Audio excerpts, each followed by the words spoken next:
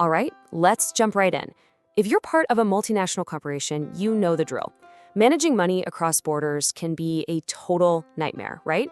Well, India's International Financial Services Center has just rolled out a powerful new framework that could change everything. Today, we're going to unpack what they're calling the Global Treasury Hub. So before we get to the solution, let's really paint a picture of the problem. Picture this. You're a CFO. You've got operations all over the world, different currencies, different banking rules, different risks. It's a mess. Trying to manage your company's lifeblood, its cash, is just incredibly complex and honestly super inefficient. And look, these aren't just some vague, high-level problems. We're talking about real money and real headaches. Just think about it. You're trying to fund a big project over in Germany, but your cash is stuck in Brazil. And the whole time, the dollar is going haywire. Yeah, that's the day-to-day reality. And this constant juggling act, it's a huge drag on how fast and efficiently a company can move. Okay, so to tackle all this complexity head-on, India's IFSC has come up with a really smart solution. It's called the Global or Regional Corporate Treasury Center. Let's just call it the GRCTC for short, much easier. The best way to think of it, it's like a central command post for every single financial move a company makes. So what is this thing exactly? Well, if you look at the official framework, a GRTC is basically a special kind of finance company that you set up right inside the IFSC. Its one and only job? To bring all those treasury functions under one roof for the parent company and all its related businesses, no matter where they are in the world. Here's the easiest way to wrap your head around it. Instead of having all your financial operations scattered all over the place, a GRCT is like, well, it's like your company's very own internal bank. Or, a financial control tower. It gives you that one single dashboard to see everything, manage everything, and really put your capital to work where it's needed most. Okay, that sounds awesome, right? But how do you actually build one of these things? Well, the framework actually lays out a pretty clear and honestly surprisingly simple process to get a GRTC off the ground. Let's walk through that blueprint. Getting registered is designed to be super direct, no crazy hoops to jump through. It's basically a three-step dance. First, you gotta make sure you meet the basic conditions. We'll get to those in a second.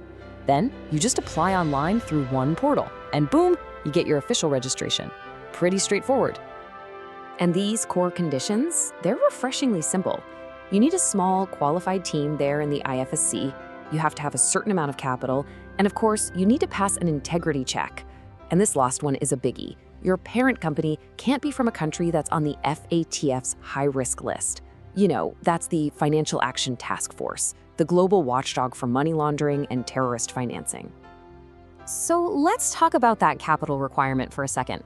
The minimum owned fund you have to keep on hand is just $200,000 US.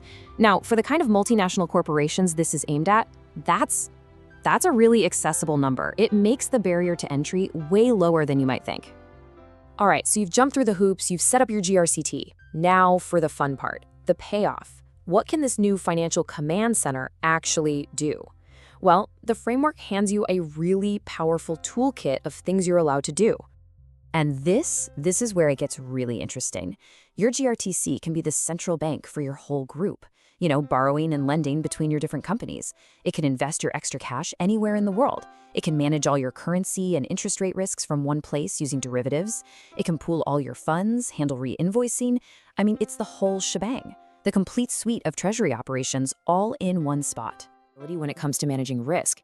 See, when a GRTC is dealing with partners outside the IFSC, so internationally, it can actually use a broader range of derivative products than what's normally allowed inside the IFSC. That is a huge advantage when you're trying to protect yourself from all the financial risks out there in the world. Of course, you know the saying, with great power comes, well, a clear set of rules. So to really make this toolkit work for you, you've got to understand the boundaries, right? Who you can work with and, what it's going to cost. So let's start with a really basic question. If the GRCT is your internal bank, who are its customers?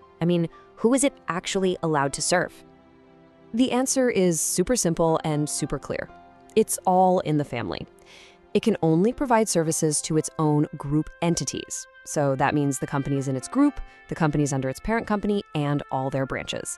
It's built purely for making your own company more efficient, not for dealing with the outside world like a regular bank. So what's the price tag on all this? Well, the fees are totally transparent. There's a small one-time application fee of $1,000, a registration fee of $12,500, and then it's $25,000 a year to keep the lights on.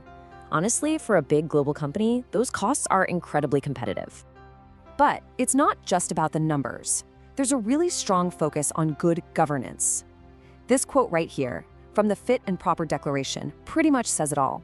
It's not just about checking boxes. It's about making sure there's a real culture of integrity. The people in charge want to know that these hubs are run by individuals with a solid track record of being honest and having good character. So, when you boil it all down, the message is pretty clear. The GRCT framework is basically an invitation for global companies to do three things: centralize, streamline, and strategize. It's all about freeing you up from the day-to-day operational headaches so you can focus on the big picture, on high-level strategy.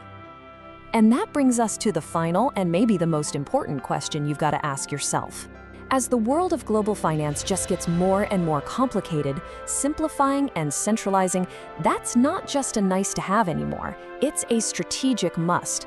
So the real question is, for your enterprise, is this the strategic move that's going to